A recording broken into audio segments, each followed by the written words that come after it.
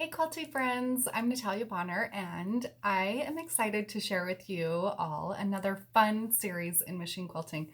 So a while back I shared an applique sampler and thanks to all of your positive feedback about that, I broke it down into different segments each week. I have decided to do that again today with one of the super duper cute fancy forest quilts.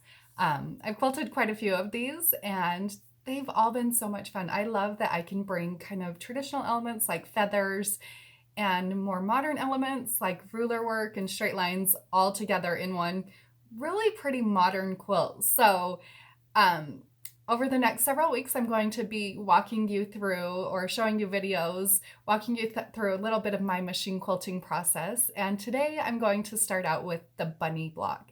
So it's the face of the cute little bunny. I'll walk you through the machine quilting. And then over the next several weeks, I'll walk you through the thistle, the hedgehog. Let's see what else there's. There's the butterfly and the owl. So I will walk you through each of those videos and hopefully inspire you on your own machine quilting journey. I hope you're all having a great week. Just a few things before I actually get to the video. So I do all of my machine quilting on a Gamma 22-inch machine. You can see it right there behind me.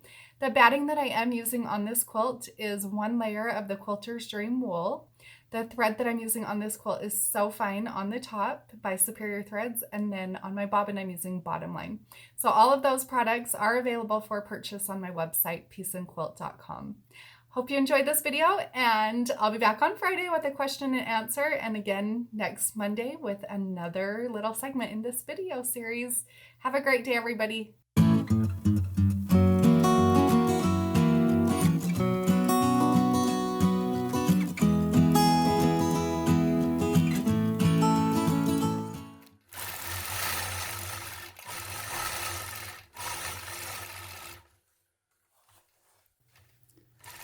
So on this bunny block, you'll see here, and actually along this whole entire quilt, around every single one of the designs, so around all the bunnies, around all the thistles, I go around and stitch in the ditch around the block, but I've also added that 1/4 inch outline around the outside of the block. Now because I'm going to do heavy quilting on the actual bunny or whatever design it is, and also a really heavy background filler.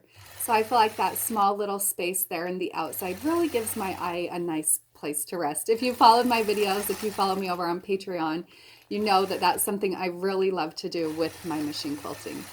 So on this particular guy, and even this whole quilt, you probably noticed at the beginning, I started out by doing a little bit of quilting in that background filler and then moved my way over onto the bunny's face. Now I did that by traveling on one of my seams.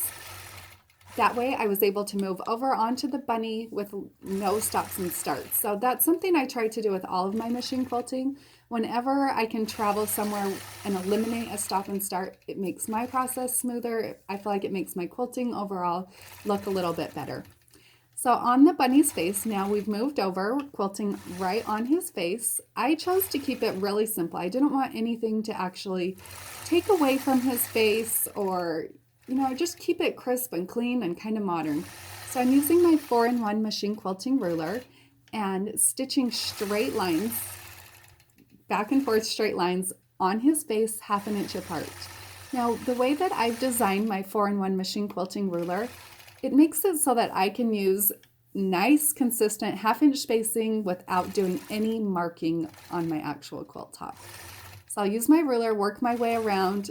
I love the look of Stitch in the Ditch, like I mentioned, so I will outline around his nose, around his eyes, around his ears, everything on his little body, his little head, I guess I should say.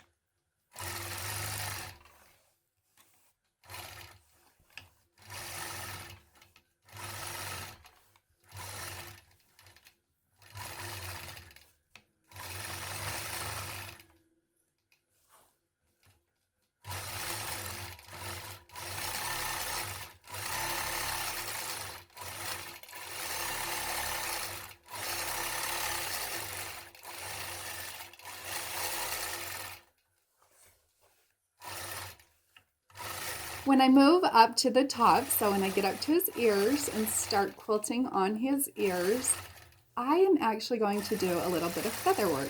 I love the look of feathers and feel like they're a great way to just kind of soften up his ears a little bit. But also, I'm going to be quilting feathers in some of the other elements on this quilt, so I feel like it's important to bring them here into his ears.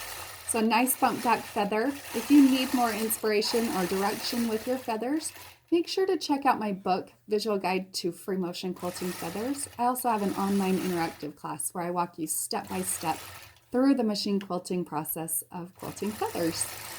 I hope this video inspired everybody a little bit today, and have a great week. I will be back next week with the butterfly block. See you then.